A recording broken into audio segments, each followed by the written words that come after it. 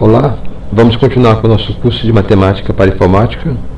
Na aula de hoje nós veremos os sistemas numéricos. E, como eu gosto de fazer, eu vou começar então com um pouco de cultura geral. Nós, aqui na língua portuguesa, nós utilizamos letras para escrever, mas existem vários outros tipos de forma de escrever, vários símbolos, e de uma forma geral, sim, no nível mais elevado, nós podemos agrupar todos esses símbolos num conjunto só chamado de grafemas, tá? Então, grafemas são símbolos utilizados para escrever. Mas dentro dos grafemas nós temos dois tipos diferentes. Nós temos os fonogramas e os logogramas. Dentro dos fonogramas nós temos as letras, que é o que nós costumamos utilizar aqui na língua portuguesa, mas também existem outros idiomas que usam silabogramas, como o japonês, tá? Aqui nós temos uma letra D maiúscula, latina, e aqui a letra delta maiúscula do alfabeto grego. Ok, mas além desses letras e silabogramas, nós temos também os logogramas, que podem ser divididos em dois grupos, tá? Os pictogramas e os ideogramas. Então, você vê que, de um lado, aqui eu estou me referindo a sons, tá? Então, símbolos representam sons. Aqui, símbolos representam ideias. E o pictograma, ele é muito fácil de diferenciar, porque o próprio desenho já passa a ideia, tá? Então, os emojis, por exemplo, são pictogramas. Agora, os ideogramas não. Eles são símbolos que apresentam a ideia, mas você não consegue entender só a partir do desenho qual é a ideia que ele está querendo passar. E nós já vimos também na última aula que nós temos aí então o nosso alfabeto latino, nosso alfabeto da língua portuguesa, baseado no alfabeto latino. Nós temos então 78 símbolos, 34 vogais, 44 consoantes. E também tem esses sinais de pontuação todos, ok? Ponto e vírgula, dois pontos, aspas, né?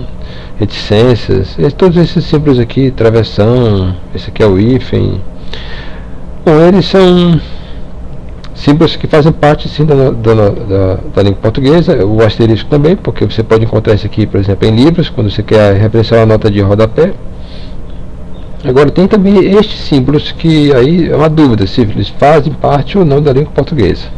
Não sei, aí já é uma questão mais dos linguistas, tá? Agora, eu vou fazer uma pergunta provocativa. E na língua portuguesa nós temos, a língua portuguesa possui ideogramas? Bom, pouca gente saberia responder essa pergunta, mas sim, a língua portuguesa possui ideogramas. E aí vem a outra pergunta, mas quais então? Muito simples. Estes 10 símbolos aí são ideogramas da língua portuguesa. Você pode encontrar em português, por exemplo. Aí tem gente que pode até duvidar, mas é fácil de entender. Vamos lá. Esse símbolo aqui, né, é um ideograma, já esse aqui são palavras. Você pode ver que são fixos ao idioma, tá? Então essa palavra aqui, ela é lá da língua portuguesa, aqui do espanhol, aqui do inglês, aqui do alemão, do grego, do russo, tá? Mas esse símbolo aqui, ele vai ser entendido, né? Ele pode até ser pronunciado de forma diferente, de acordo com a palavra aqui, né, do idioma, mas a ideia dele é geral, é universal, tá bom? E também nós, nesse curso aqui, nessas poucas aulas, já vimos também vários ideogramas, tá? Todos esses símbolos aqui são ideogramas. Então, agora podemos definir o que é o sistema numérico. Então, o sistema numérico é um sistema contendo um conjunto de símbolos e um conjunto de regras, ok? De modo que permite representar um conjunto de números consistentemente. Olha só, um conjunto de números consistentemente. O que quer dizer isso? Eu até destaquei agora, porque, primeiro, eu não preciso representar todos os números. Se conseguir representar todos os números, o sistema numérico é muito bom, tá? Mas não é necessariamente obrigatório. E segundo, é que ele tem que ser consistente, ou seja, uma única representação deve ter deve estar ligada a um único número. Eu posso, por exemplo, ter um número com duas representações, mas a representação ela não pode estar associada com mais de um número, porque senão eu não vou saber qual é do que eu estou falando só olhando a representação, tá bom?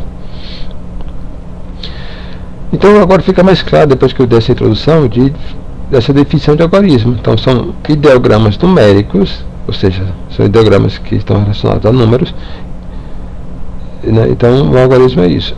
E para cada algarismo é atribuído um valor absoluto,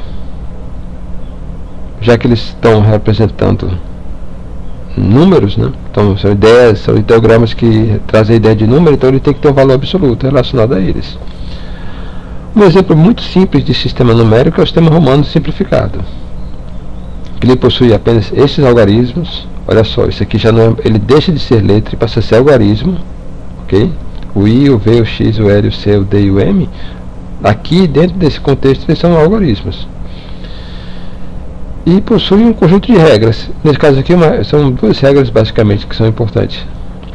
Regra 1. O algarismo de menor ou igual valor à direita são somados ao algarismo de maior valor.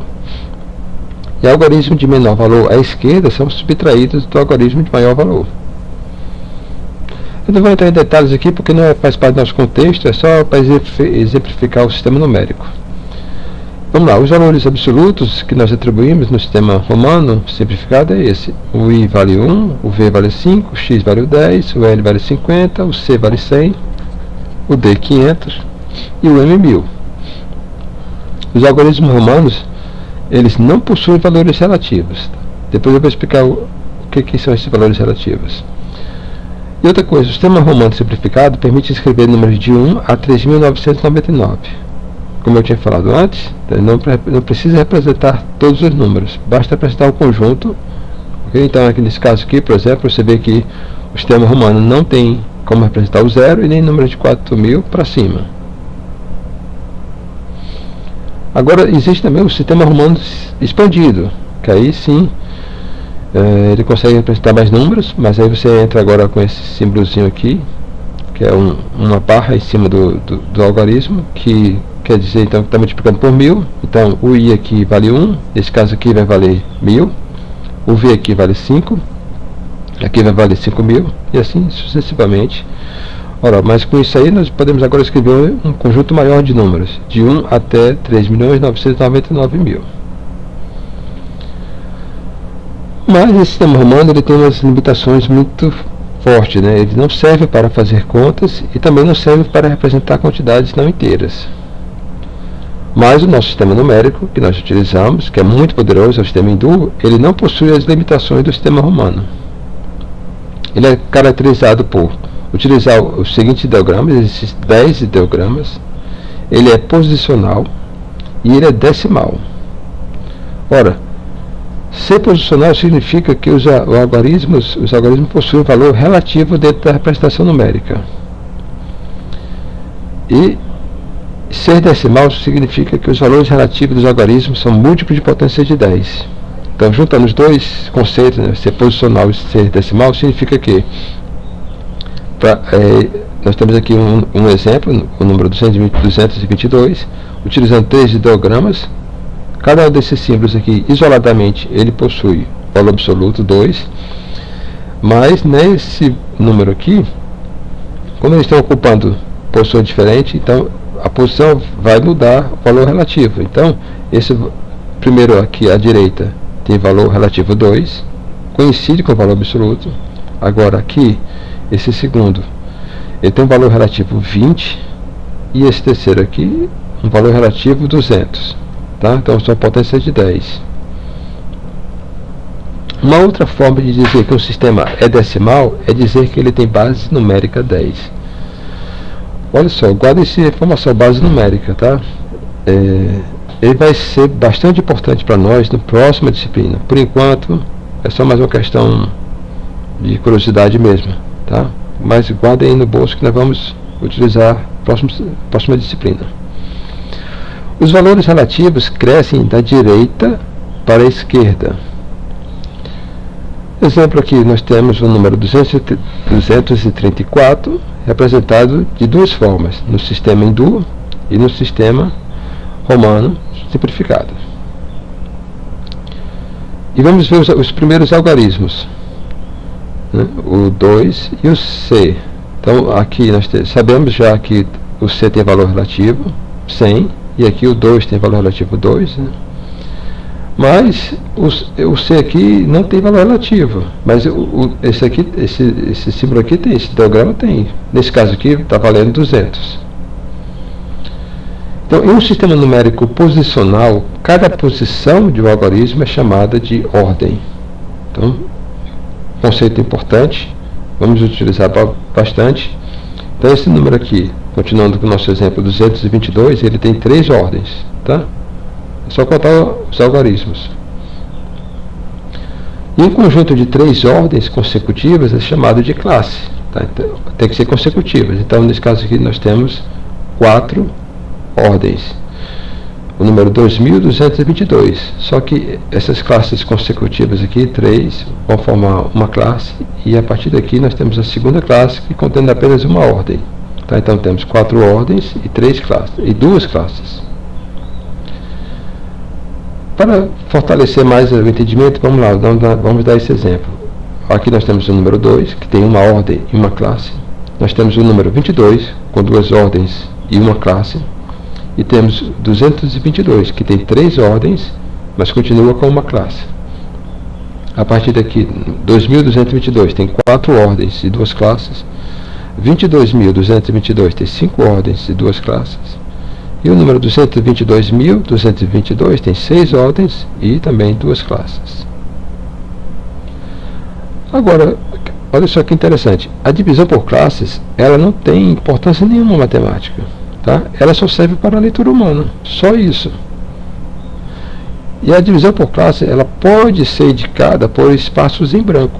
Então, esse número 287.135 pode ser escrito dessa forma ou dessa, tanto faz. Tá bom?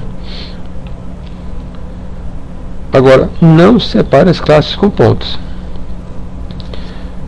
Aí você deve estar pensando, poxa, mas espera aí, mas eu escrevo no dia a dia. Sim, no dia a dia você vai escrever um valor, por exemplo, monetário. Você pode colocar até numa redação, você vai escrever um artigo. O valor monetário pode ter ponto e vírgulas, mas num texto científico, não, as classes não devem ser separadas por pontos. Agora, sou eu que estou dizendo isso? Não. Onde é que está escrito isso? Lá na resolução número 10 da CGPM, na verdade, tá? Porque é a Conferência Geral de Pesos e Medidas. Isso foi feito lá em 2003, a 22ª conferência, em 2003. E o que eles disseram? Eu trouxe aqui em inglês para mostrar, né, para quem quiser depois procurar na internet, assim, a versão oficial, pode estar aqui, que é o texto lá que eu copiei e colei. O símbolo para o marcador decimal. O que diz aqui a segunda conferência geral? Então, sobre esse marcador decimal, o que ele diz? Ele declara que o símbolo para o marcador decimal, ele deve ser ou um ponto sobre a linha ou uma vírgula sobre a linha, tá bom? Então, pontos e vírgulas para o marcador decimal. O marcador decimal é aquele que separa os números lá decimais, né? Isso, números não inteiros. Nós não vimos ainda, vamos ver nesse curso, calma aí, mas depois. Mas por enquanto nós não vimos marcador decimal. E o que essa conferência está dizendo é que só usa pontos e vírgula para marcador decimal. Agora, ele reafirma, ou seja, veja bem, está reafirmando, já foi afirmado antes, que os números eles podem ser divididos em grupos de 3. Grupo de 3 é o quê? As classes. De modo a facilitar a leitura. Ou seja, não tem função nenhuma matemática. E aí, ele é bem claro que nem pontos e nem vírgulas devem ser inseridos nos espaços entre esses grupos, ou seja, entre as classes.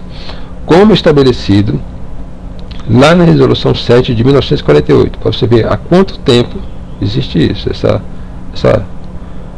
na verdade é uma forte recomendação, tá? Que a gente tem que seguir para documentos científicos. Agora, para número de 4 algarismos, lá também está falando essa conferência, Aí o espaço em branco é mais opcional ainda, digamos assim. Então, na verdade, raramente você vê um número de 4 algarismos escrito assim, né? É mais comum assim, mas pode também.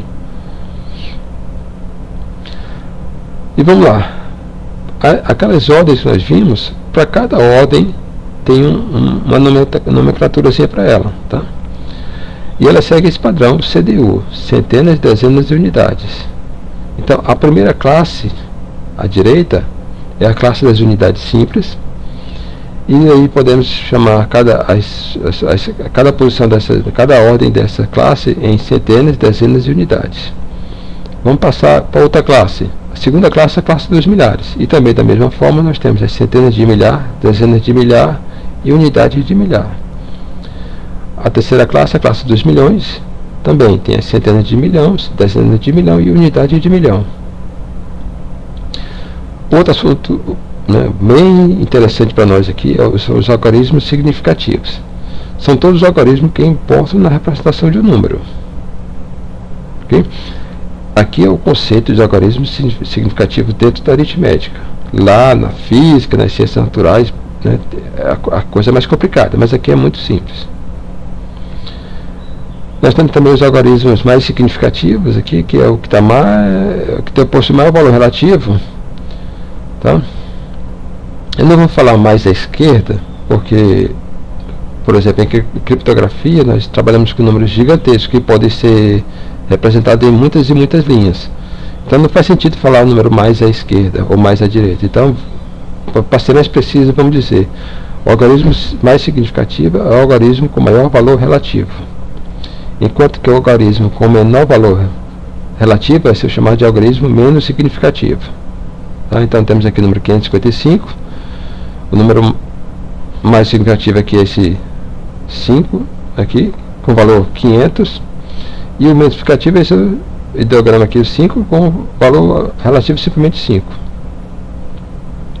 Na representação numérica de um número no sistema hindu, os algarismos 0 à esquerda do algarismo mais significativo não são significativos.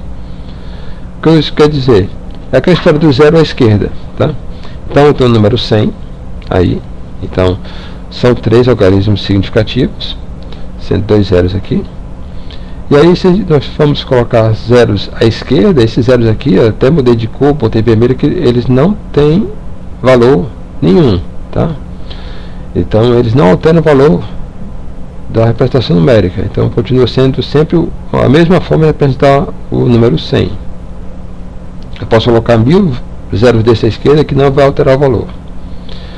Bom, chegamos ao fim da aula, né, e seguindo a nossa tradição de trabalhar bem os conceitos e o vocabulário, vamos ver o que nós aprendemos nessa aula de vocabulário novo, o que vamos colocar no bolso e guardar, que vai ser importante para nós, para o nosso vocabulário. Ideograma, sistema numérico, sistema hindu, sistema decimal, sistema posicional, base numérica, algarismo, valor absoluto, valor relativo, ordem, classe, algarismo significativo, algarismo mais significativo e algarismo menos significativo. Tá bom? E nenhuma simbologia nova. Ok? É isso, pessoal. Força e honra. Muito obrigado e até a próxima aula.